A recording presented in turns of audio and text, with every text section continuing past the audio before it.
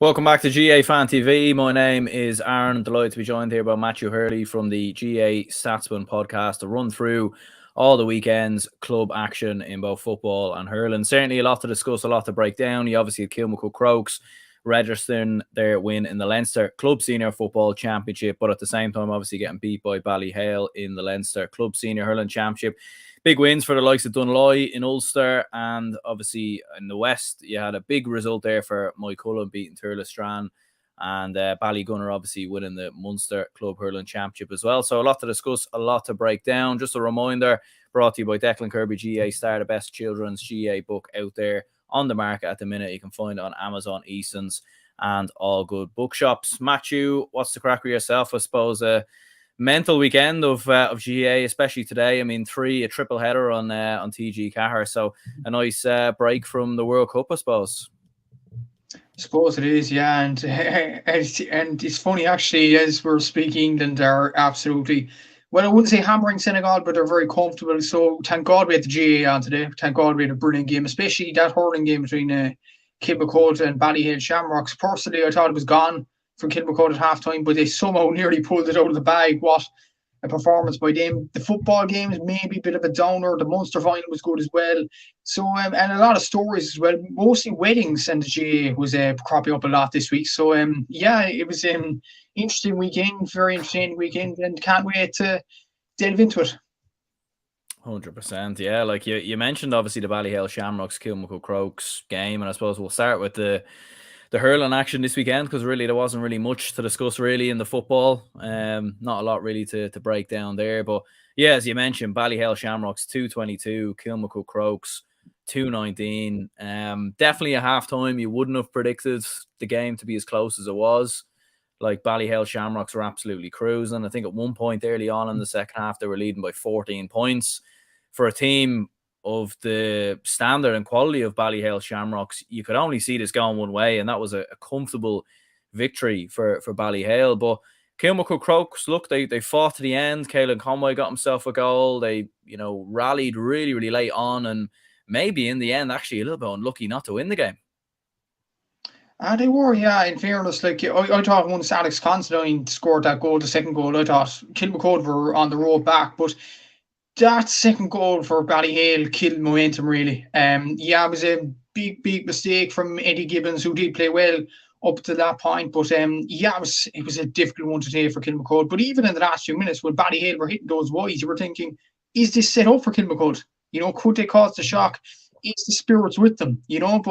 But geez, fair play to Ballyhale. They still fought back. They fought back from that Alex Considine goal. In fairness to them, TJ Reid still held his nerve. Owen Cody wasn't his best today, I would say. Adrian Mullen was pretty good. Colin Findlay got a goal crucially at just before half time. Like, when you think about it, if Findlay didn't get that goal, I think Kilmacud would have really fancied their chances in the second half. But I don't know where that performance came from in the second half, because I was thinking in the first half, how are Kilmacud in the Leinster final? How are they even? How are Ballyhale going to get a test and all that? They're just going to cruise into an All-Ireland semi-final against Ballygunner, and what a game that'll be. But then straight away they were getting point after point. Then they got a brilliant goal. Caelan Conlon, that was a superb finish, I have to say.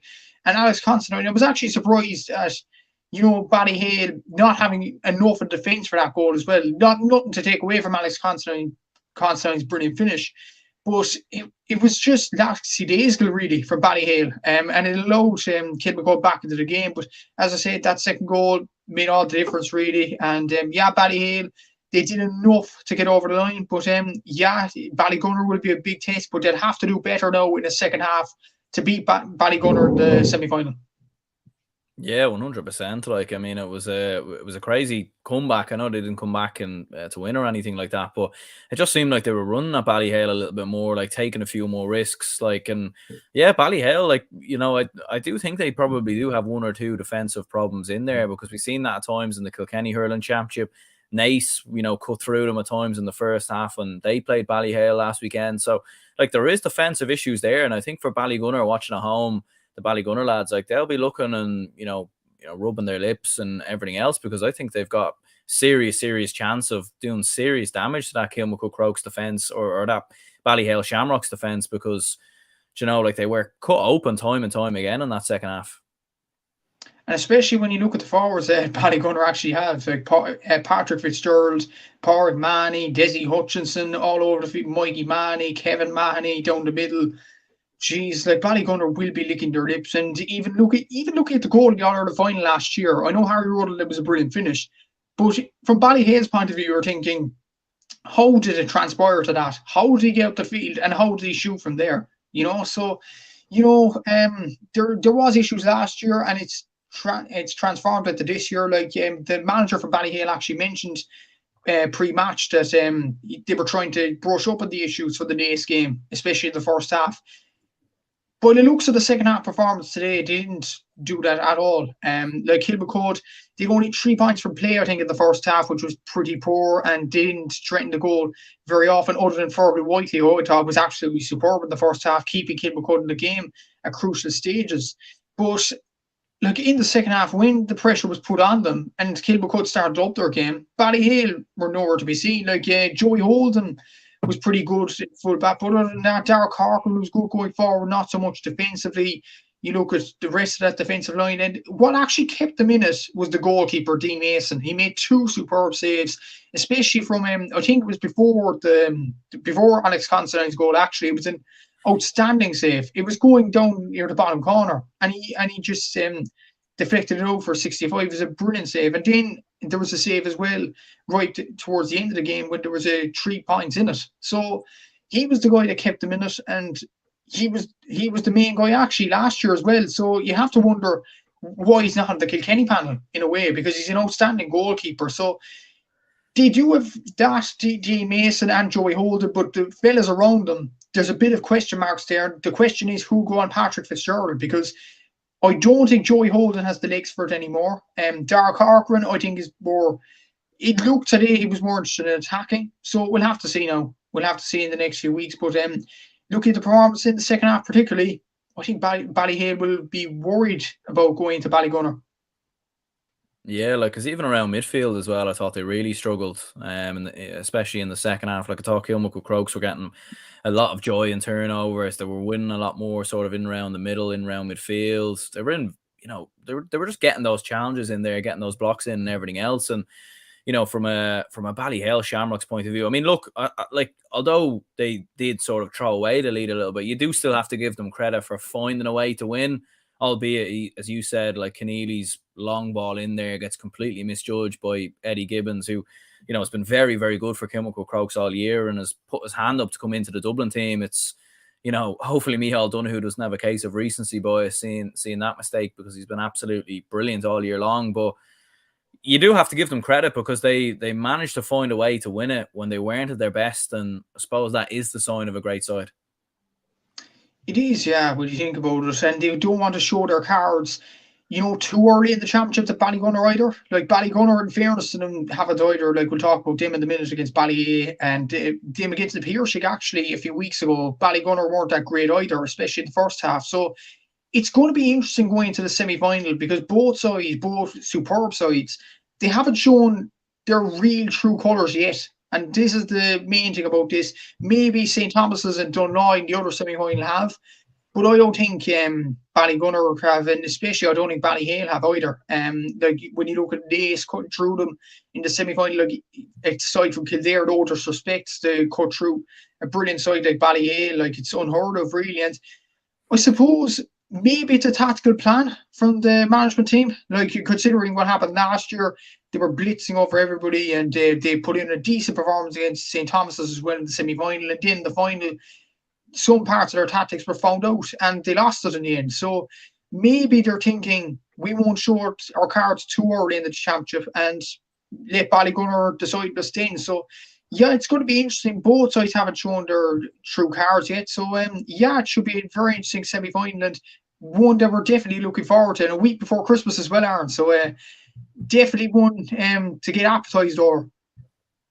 Yeah, absolutely, 100%. I mean, what a weekend that's going to be with a World Cup final, and obviously you have the All Ireland Club semi-finals as well, which is going to be absolutely very, very entertaining. But yeah, as you said, like from a Kilmacud Crokes point of view, though, at the same time, like I think they will be very disappointed with that first half. Like as good as they were in the second half, They hit 1-7 without reply. Like, just very, very slow out the gate in the first half. And I think that will be the thing that Kilmacud Crokes look back on with disappointment, because like there's been a lot of times this year where they've looked very good, but there's been a lot of times when they've looked very, very average. And you're even thinking of that final versus Na Fianna in the Dublin Senior Hurling Championship. I thought they were very lucky to get out of that with the victory.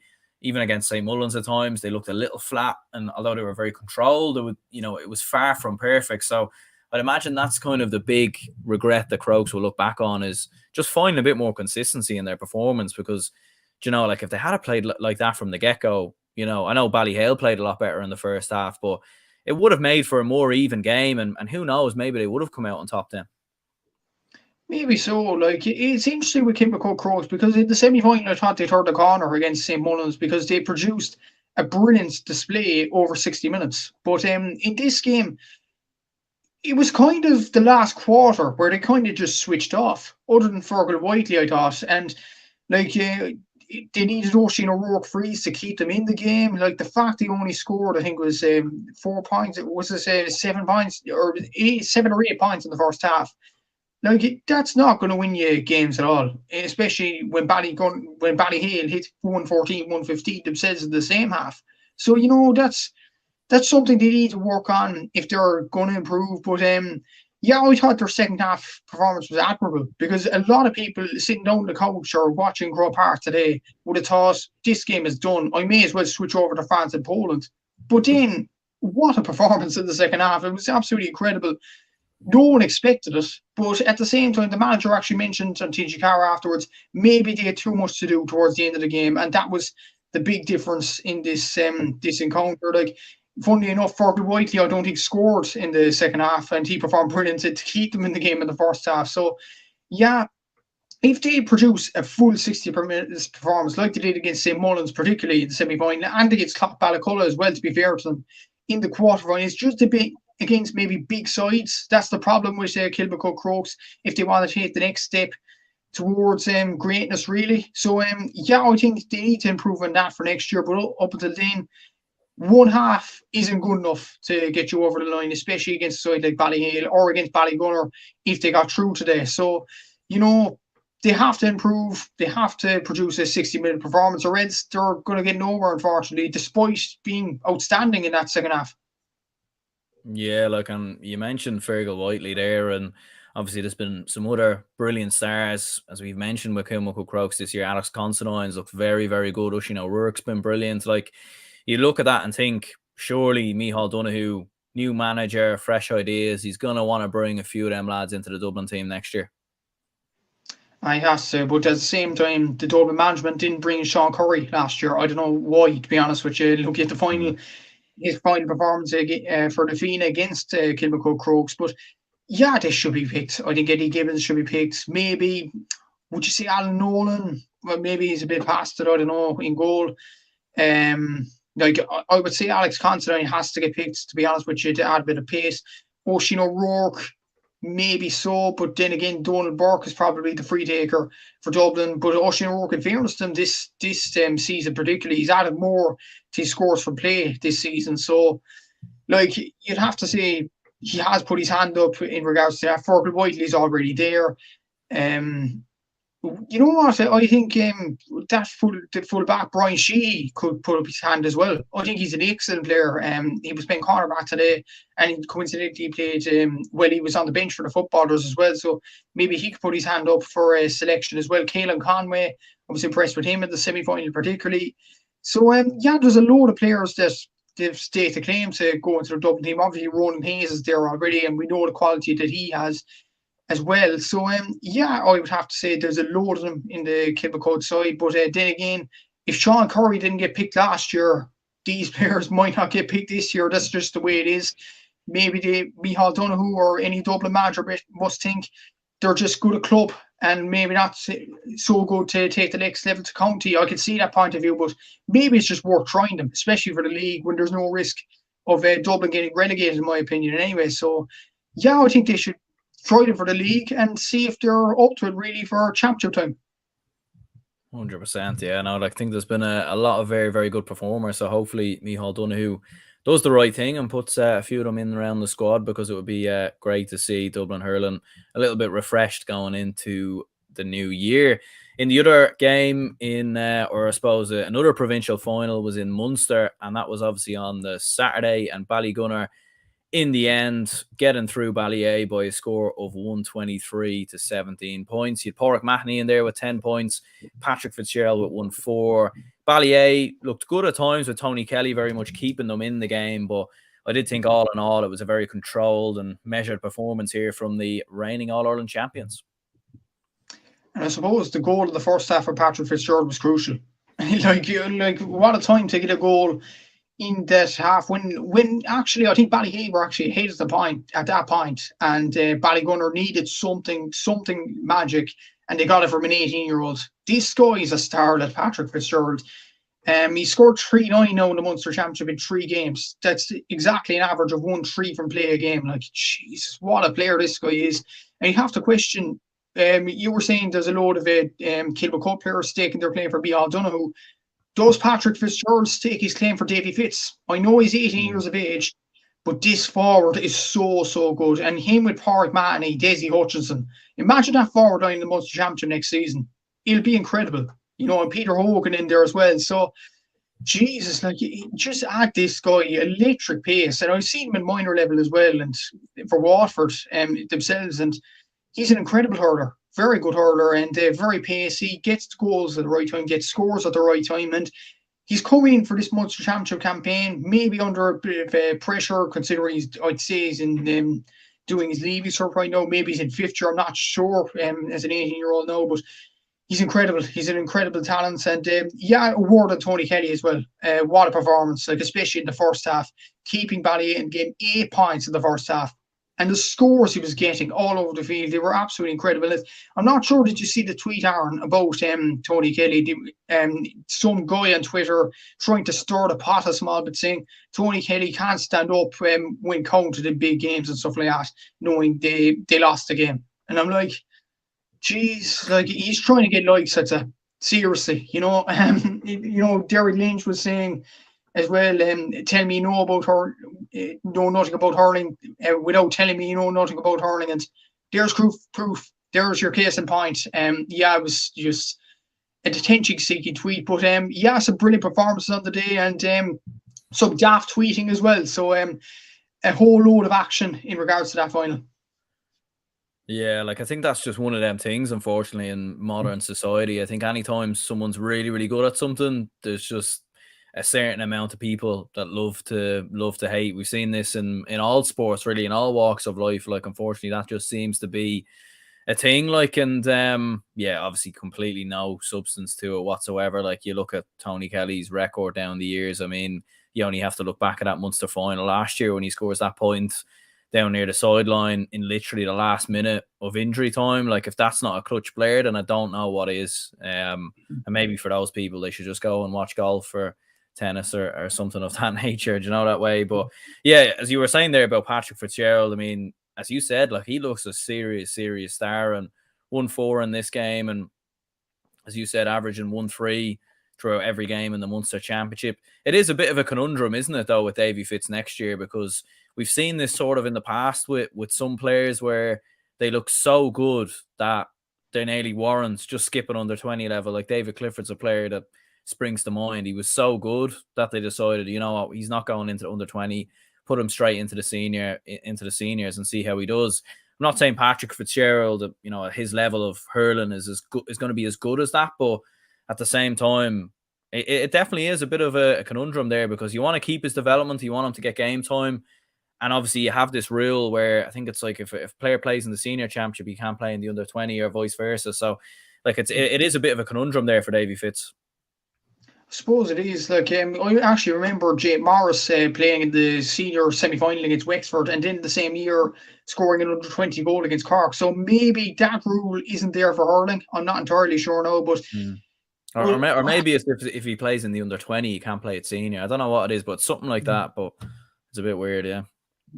Jeez, it is a weird rule. Maybe just let him play in both if he wants to. I don't know. He's in it, but I suppose when you look at Waterford's team right now, like you look at Austin Gleeson, Desi Hutchinson, Porrick Manny, there's still some forwards there that were getting the Waterford team already. So maybe it's a suggestion just to have him around the panel, just to get a good feel of it. That would be my suggestion about him. He's just an incredible talent. Like, you look at him in the club championship this season, maybe this season's a bit too soon. Like, I suppose he's an excellent player and I think he's ready, but he has the club championship. He probably is the under 20 if he wants to play that. So he has enough championship going for him. Maybe if he goes at the college as well, the Fitzgibbon Cup will be coming around the corner as well. And of course, the Dr. Harty Cup at the moment, which is a college competition for secondary schools in Munster. So, like there's a load of competitions for the young lad if he still wants to play in those and to just go into the senior panel, just get a feel of it. I know Conor Corbett did once when he was eligible to play for the Cork seniors last year, but he wasn't fit enough. And then John Cleary brought him in and the panel for the game against Dublin and Croke Park just to get a feel of the place, get the feel of the panel and get involved in the team. And now he's part of the Cork team this year. It was confirmed with the jersey launch. So, maybe that sort of thing will help Patrick Fitzgerald's development. I as regards to David Clifford, I don't think he's on quite David Clifford's level of football just yet, if you know what I mean. I think David Clifford's just a freak of nature. Patrick Fitzgerald, he needs another few years to develop. It's despite his amazing statistics this season in the club championship. There is the saying that if you could be good enough for club, but not maybe good enough for county. So maybe Patrick Fitzgerald needs to develop a small bit before he makes the team. But yeah, it would be an interesting development to see what David Fitzgerald does with him. But maybe it's worth just having him around the panel just to get a feel of things. Yeah, I think so. Like, I mean, he looks a serious talent, and you even look at a Rory Canavan with Tyrone. Like, I think just having these players in around the panel, I think could really help. Regardless of maybe obviously Canavan's eligible for senior team now. Like, he's been with the under 20s last few years, but in terms of Patrick Fitzgerald, like, he's definitely a player that could very well make an impact in around the senior team next year. But I suppose in terms of getting back to this game in general, like as you said before, Ballygunner, they've had a few tests obviously in the Munster Championship. Like, I mean, Napiershik put it up to them at different times, gave them a tough run for their money. Comfortable enough against the Bars, obviously comfortable enough in this game, but like it just looks at it from my point of view anyway. They're going into that All-Ireland semi-final against Ballyhale as the clear favourites, and when you've added Patrick Fitzgerald into the form that he's in, Porrick Mahoney as well, Desi Hutchinson, like I just don't know how Ballyhale can stop them, in my opinion. It's an interesting one, but even look at Ballyhale's team today. Like, you look at Colin Fennelly, Owen Cody, Adrian Mullen, TJ Reid, Joey Cuddihy. That's just their forwards, So, and even the guy that scored the goal today, Owen Keneally, is a pretty decent player as well. And even there's some players in the defence as well. Obviously, Dean Mason, Joey Holden, Dara Corcoran. There's still some players that will make a difference. So, looking at the two lineups, they're pretty even in my opinion anyway. In regards to form, Ballygunner just look that much better just because I honestly think, and we've had this conversation with Seamus Brady from Play on GA as well, Munster hurling is just stronger than Leinster hurling at this particular moment in time.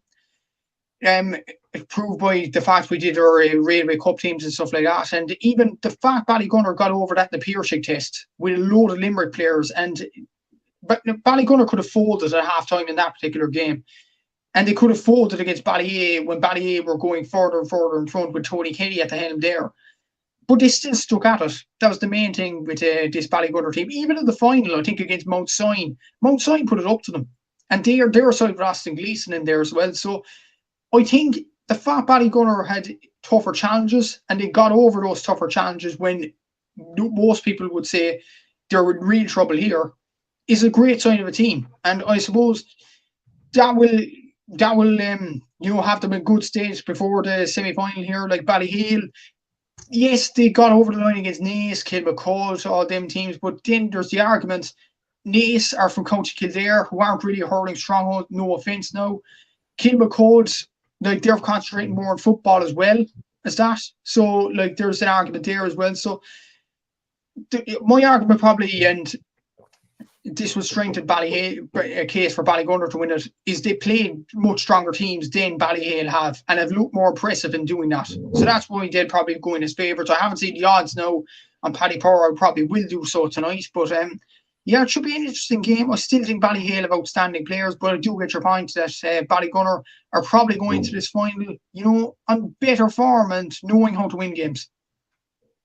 Yeah, I think so. Like, and look, there's plenty of quality, as you mentioned, in the Ballyhale side, like ringing out those names. And if they can click, if they can get it together and get it going, like it'll be tough for Ballygunner to contain it. Do you think the All Ireland winner is most likely to come from that game? Do you think? I mean, I know we'll touch on Dunloy maybe briefly after this, but like it does look like the winner of that game is probably going to go on to win the All Ireland. You'd imagine. Yeah, absolutely. I probably have no doubts in my mind there. Like, they're looking at the two teams, looking at their two performances as well, look at the provinces they've come out of. No disrespect to St. Thomas's, like usually with the Galway champions, they go in cold. It's a huge opportunity for Thomas's and Dunloy.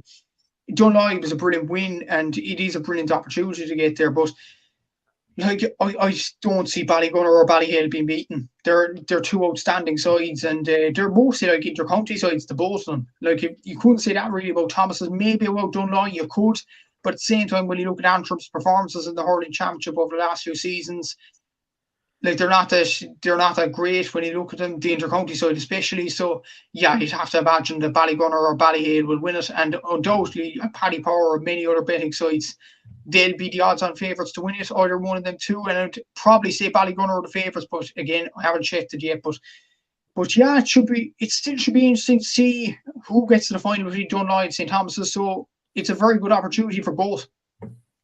100%, yeah. Like, and you were saying there about Dunloy, obviously a famous result for them, beating Slaughtneil 212 to 16 points. A couple of early goals in there. I think there was an own goal from Slaughtneil goalkeeper Oisin O'Doherty, and then Nigel Elliott got a critical goal just right before half time. So look, for Dunloy, big result. Obviously, Slaughtneil have been the sort of usual kingpins in Ulster. I know Dunloy have had some success down the years as well, but big result, big win, and I suppose Antrim hurling on the rise. It is, yeah, like a brilliant performance from Dunloy, and a lot of people seen it coming. And I was thinking, Slaughtneil, after two brilliant All Ireland semi-final performances, it'd still be a tough team to beat. And yeah, it was a close game, 212 to 16 points. It was the goals that made the difference. So I was searching who got the first goal, or ended up being no goal for Oisin O'Doherty, unfortunately, and that probably set them on their way. And yeah, the goal on stroke at half time for Nigel Elliott, and a word on Conal Cunning as well. Outstanding performance from him, 7 points today. Aaron Crawford, very good as well. Nicky McCaig, very good. I'm sure Keelan Malloy actually plays for them as well. Excellent hurler from Antrim. So yeah, they've excellent players. And yeah, Slaughtneil, Cormac O'Doherty performed well again. Brendan Rodgers, Shane McGuigan, and Chrissy McCaig. The three of those guys especially, what years have they had? Outstanding years. When you look at Derry's performances in the All-Ireland Championship and the league, and when you look at Slaughtneil's performances, credit to their club, credit to their county, to all three of them, outstanding performances. And even Chrissy getting his All-Star, Brendan Rodgers and Shane McGuigan getting close as well. So brilliant year for them, and sad note to end it on. But yeah, it's a brilliant opportunity now for Dunloy. They're facing St. Thomas's in the semi-final, who are going in, as I said, out of the Galway Championship, a bit cold, seeing as there's no Connacht Championship. So maybe there's an opportunity for Dunloy to maybe go to Croke Park for an All-Ireland final. Like, it's definitely attainable. I think this Dunloy team is definitely capable of beating St. Thomas's. Will they beat Ballygunner or Ballyhale? Probably not. But then again, it's going to be a brilliant opportunity for these players, aside from Antrim, to reach an All-Ireland final. It's going to be a brilliant occasion if they manage to do it, of course. But yeah, they'll go into the next game now against St. Thomas's with their tails up. Absolutely, yeah. Like, and as you mentioned before, like to get the victory, get the win, and obviously progress on through into the All Ireland semi-finals. Absolutely huge for a side, for a club team from Antrim to do so. And you mentioned there, obviously, them going up against St. Thomas. I mean, obviously St. Thomas had a fairly good test, in fairness, against Loughrea. Like, they obviously went to a replay, came through that. As you've said before, obviously the fact that they don't play in a provincial club championship, I think, is often been the detriment to Galway club sides down the years. But like, it is a great opportunity for either one, because at least for either one of these two going into an All-Ireland final, can't remember the last time St. Thomas were there and Dunloy as well. So what an opportunity it would be for either one of them two to make a final. It would be, especially with St Thomas's. Like in the last few years, they faced Ballygunner and Ballyhale as well, and they just fell short of the line both times. Sorry, they didn't play Ballygunner. They played Borrisaley from Tipperary, but then again, it was Munster winners and Leinster winners.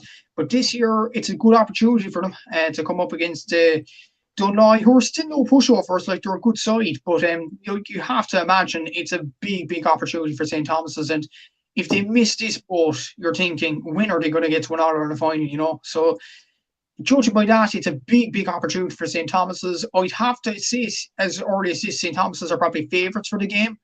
But I won back against Dunloy. Like, they're a decent side, and they'll be rubbing their hands too, like thinking, we're not playing Ballyhale or Ballygunner, we're playing this brilliant side from St Thomas's in Galway. But at the same time, it's the biggest opportunity an Ulster side has had in years. Like, that's why Schlottmeal will probably be kicking themselves at the same time as well, when you think about it. So yeah, it's a big game for both sides, and they'll have to grab it with both hands. I think St Thomas's are slightly favourites, but who knows? Like, it's the club championship, anything can happen, Aaron. So we'll have to see a week before Christmas. 100%. Well, look, we'll crack on with the two football games from the weekend, starting with the Leinster Club Senior Football Championship final in Croke Park. Kilmacud Crokes 112, the Downs 8 points. Very comprehensive, comfortable victory from Kilmacud Crokes. There was one stage in this game where it was 110 to a point. It was an absolute blowout, really. Like, Kilmacud Crokes' last point from play was on the 25th minute. I mean, that's just extraordinary stuff, really. The fact you can win a Leinster championship with your last point from play coming on the 25th minute. But look, this is what Crokes do. I mean, it's been an absolute walk in the park, really, this Leinster championship. They cruised past Naas. A few kind of hiccups in the game, but relatively comfortable. No problems at all against Port Arlington. And then in this game, it was kind of over, really, before it even started. Yeah, it was. Like, even 1-9 to a point at halftime. Shane Walsh kicking scores left, right, and centre. What a performance from him. And yeah, there was rumours of a win in Croke Park, and I was thinking, would a win make a difference in Croke Park, a big a stadium as that? But judging by the two games actually today between the two Kilmacud games in hurling and football, the wins actually made a difference, which I never thought it would in Croke Park, to be honest with you. But yeah, it was interesting because the Downs didn't get a score from play, I think, until the 44th minute of the game. So, but the big thing for the Downs, they won the second half, and that's all you could say. They had a 7 points to win, 3 win into the second half. So fair play to the Downs for winning the second half. But geez, in all seriousness, the game was over once Shane Cunningham fisted the ball to the back of the net. It wasn't a contest at all, this game. Kilmacud, they can only play what's in front of them, but I know Kilmacud are favourites going to the All-Ireland series. You look at Paul Mannion coming back in, Shane Walsh, Craig Diaz, excellent players, but I don't think they'll have a test going to the All-Ireland final, and that's the worrying thing about Kilmacud. They won't have a test against the Munster champions. Let's be real. Kieran's O'Reilly's or Newcastle West, they won't get a test there. So, whereas Glen, Kilcoo, one of them will get a test, and they'll get another test against Moycullen. So I'm thinking the Kilmacud will be massively on the back foot. That's my only worry with Kilmacud, not having a big test going into the final, and they'll be slightly undercooked going into it. But other than that, they'll put this game pretty easily, to be honest with you. Walsh, really, he didn't set a light since maybe the Dublin semi-final, but no, today he was outstanding. He was brilliant. Like, he hit 3 points from play inside the first 10 minutes.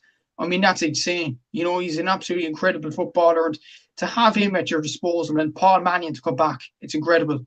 So Kilmacud look good, but as I said, the worrying thing is they haven't had a test whatsoever. They won't in the All-Ireland semi-final either. So that'll be a big worry for Robbie Brennan, I'd say. Yeah. And I mean, as you said with Shane Walsh, I mean, 9 points in the game, obviously 3 from play, 6 from place balls. I mean, extraordinary performance once again from him. And, I suppose I seen GA Edits was saying there earlier, like, Shane Walsh, Croke Park is his playground, and, rightly so. Like, I think that was always the big worry with Kilmacud Crokes. That's why I always felt that in Dublin they'd get a tougher test. Against Naas they'd have a tougher test because Parnell Park, such, it's a tighter pitch. It's a, much smaller pitch. Whereas Croke Park, the big open space, inter-county lads and Shane Walsh, Rory O'Carroll, Craig Diaz have all been there and done it on that ground, and obviously I'm not too sure where the All-Ireland semi-final is going to be played, but I think from a Newcastle West or a Cairns O'Rahilly's point of view, like they'll be hoping it's in a provincial ground somewhere. But yeah, Shane Walsh, I mean, he was incredible, wasn't he? He was superb. Like, and as I said previously, like it didn't take the Dublin final. He was pretty anonymous. The quarter final against Naas, pretty anonymous as well. Port Arlington didn't get really a sniff either, despite them being so comfortable in the game. So today he really needs to show that he was an excellent footballer and he could prove it at club level as well as the inter-county level, and he did that today. He was outstanding. I'm not sure Croke Park is a playground. I think the only two good performances he had in Croke Park, I might be controversial in saying this now about Shane Walsh, it's a bit predictable, but the only two good performances in Croke Park he had were against Kerry in that Ireland final and today against the Downs. So, like, that's two good performances in about 6 or 7 games, I think. So, that's what percentage is that? What are we talking here? 33% or 30% or under that? So, maybe saying it's his playground is a bit far, but at the same time, he's an excellent footballer. He's an unbelievable footballer. You can't deny that. But he needs to prove that he was good for Kilmacud today, and he did. What a performance. 3 points from play in the first 10 minutes, as I said. You can't ask for much more. And there's players stepping up as well. Dar Purcell was outstanding as well. Shane Cunningham at centre forward. Craig Diaz, very good. Andy McGowan. So the players contributing all over the pitch. So pretty good for Kilmacud point of view. And on the march on to a semi-final now, and most likely into an Ireland final with consummate ease. And as for the Downs, I mean, where do you think it went wrong for them in this game? I mean, obviously very slow out of traps, just a point. And you could see towards the end of the game, like clearly quality in the players, like they obviously hit 6 or 7 points there, 7 points towards, in the last 20 minutes. They finally started to find their groove. But where do you think it went wrong in the first half? I mean, just very, very flat performance altogether from them. I don't want to sound like Ty from Arsenal Fan TV when he said, it's been raining, but like I think honestly it was the wind.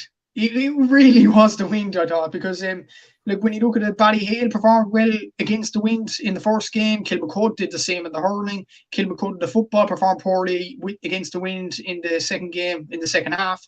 And so did the Downs. They only scored 1 point, none from play. So, that has to be an issue, Aaron, surely. Maybe that wind was ferocious. Maybe it wasn't. A lot of people in TG Car that it was ferocious, but and people online as well, indeed. But I honestly think it was the wind. And the fact they were nervous as well going to a Leinster final. Like, they seemed to drop balls and they were miscontrolling passes. I thought it was pretty sloppy from the Downs, and they lost their centre back early on, injured as well. Maybe that was a factor as well. So I think in fairness to them in the second half, they were outstanding. 7 points, all of the second half. I think they scored 5 or 6 points from play as well in the second half. So they did absolutely outstanding. In fairness to them, the Downs. The scores from play actually were 1-6 to 5 points. So when you look at that, when you look at the statistics there, it wasn't that big of a margin, but when you look at the overall context of the game and look at the scores timeline, it was over before half-time, and maybe the Downs just expressed themselves in the second half and see where it went from here. But maybe the fact that Kilmacud are just a better team, and the Downs need to develop going into the next few years. But it could have been a number of factors, but I'd stick to the controversial one and say it was the wind, Aaron.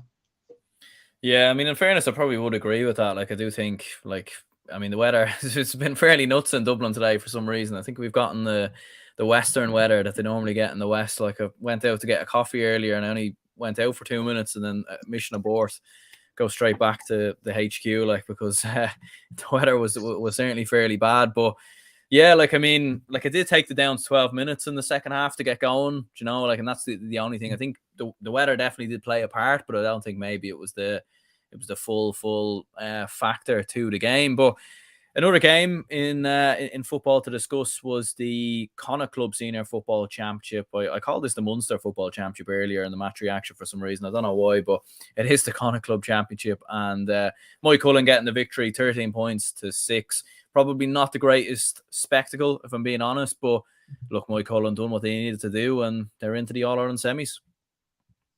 We talked about points for play and all that. Moycullen didn't score for play at all in the first half.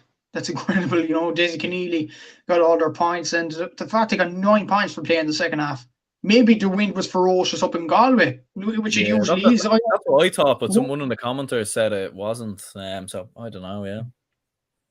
Jesus, I don't know. Like, that has to be the only solution, to be honest with you. Scoring 9 points from play with the wind and no points against the wind, that makes perfect sense. But the fact there's no wind, there had to be a wind, especially in Galway. Come on, so but in fairness to Tour de Strand, they set out their plan very well in the first half. Like, they frustrated Moycullen for large parts of it.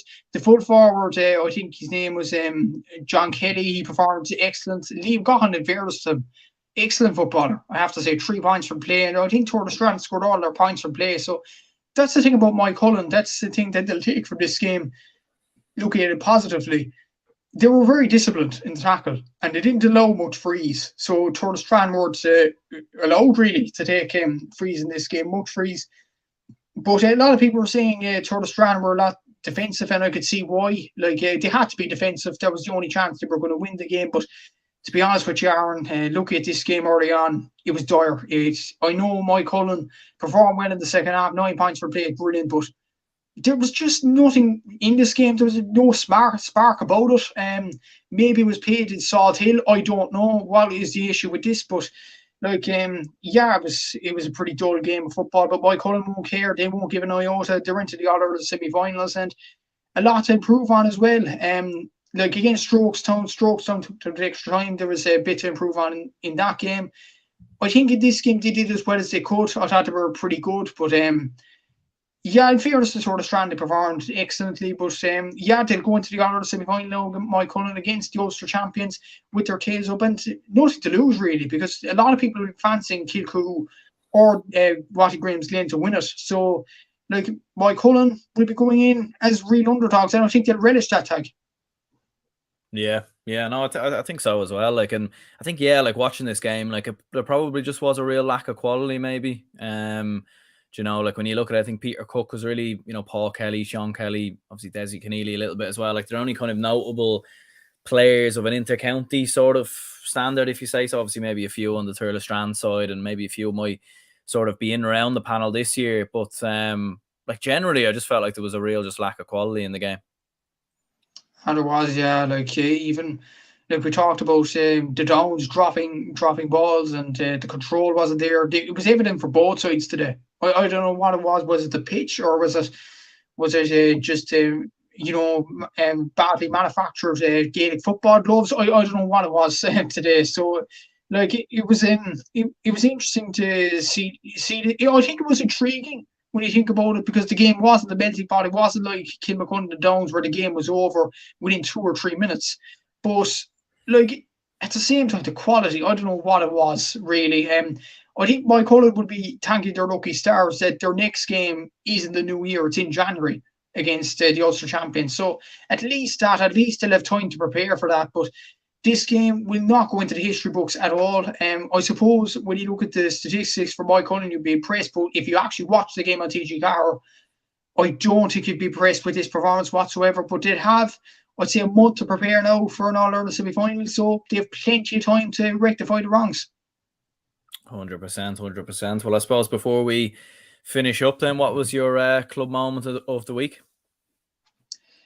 Yeah, like, Cork aren't involved much, but I suppose this has to be club moment of the week for me. Shane Beston, he got married yesterday on the Saturday, comes in the Sunday for Ballygiblin, side to reach the All-Ireland final, went to Croke Park last season, comes into their team today for the Munster final against St. Kieran's, hits 3-3 from play. What a weekend for the guy. Seriously. Like, just walking down the aisle in the church one day and then scoring 3-3 from play the next day, 12 points combined. Jesus, stuff made of dreams aren't. Like, I don't know which he enjoyed the most, scoring a hat-trick in a Munster final or getting married. Like, I suppose you'd have to say getting married, he has to, I'd say. But he's a pretty good dual player, apparently. He's a good player for Mitchelstown in football as well. So a lot of people are actually mentioning he's the best dual player in the country. So we'll have to see now. But yeah, that'll be my moment of the week anyway. So well done to Shane Beston on both things this weekend. Yeah, that's crazy. Like, because I think I remember seeing last weekend as well, or maybe it was the weekend before. There was a ladies footballer. It was very similar as well, where she was getting married the day before, and then she went out and played brilliantly. Like, so look, maybe it's just the motivations there. You're after getting married. You're in a good mood. Spirits are high.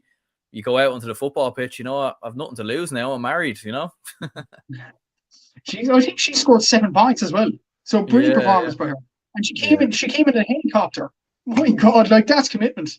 That is so commitment. Like, Jesus. And that's either in the All-Ireland final now next week against Kilkerran Clonburn. So very interesting to watch them next week. If they were to win the All-Ireland, what a year that woman would have had. That's it. Jesus, what a year for her, and what a year for Shane Beston. Jesus, the married GA players are doing bits. I'd say. Absolutely. Yeah, I'd probably go with that as well as my club moment of the week. To be fair, there's nothing really else hugely stands out. Like maybe some of Tony Kelly's points against Ballygunner, as you said, like were exceptional, and the sort of turnaround from Kilmacud Crokes in the second half was very, very enjoyable, and it was made for entertaining viewing. But yeah, I'd probably go with that one as well, in fairness. But yeah, look, Matthew, cheers very much for coming on. And I suppose if anyone's looking for your own podcast, your own show, obviously, where can they find it? Yeah, GA_statsman on Instagram, GA_statsman on Twitter. I'm on Facebook as well. Do a bit on TikTok as well. So if you follow me, that'll be much appreciated as well. And yeah, I'm in the last few weeks of my place with the Southern Star, doing a few interviews for their podcast as well. A load of Christmas editions coming out as well. So if you could buy the Southern Star on e-paper, if you're up the country from West Cork, that'd be much appreciated for that company as well. And watch the podcast on YouTube. It's Short Star Sport Podcast, and you get that there. So, and my podcast obviously is on Spotify. Hopefully I'll get to do more episodes now in the new year. So yeah, good times rolling on. Brilliant. Well, look, Matthew, top man. Appreciate you jumping on. And yeah, for anyone who's watching, if they could hit the like button and subscribe, be very, very much appreciated as well. So yeah, cheers everyone for tuning in.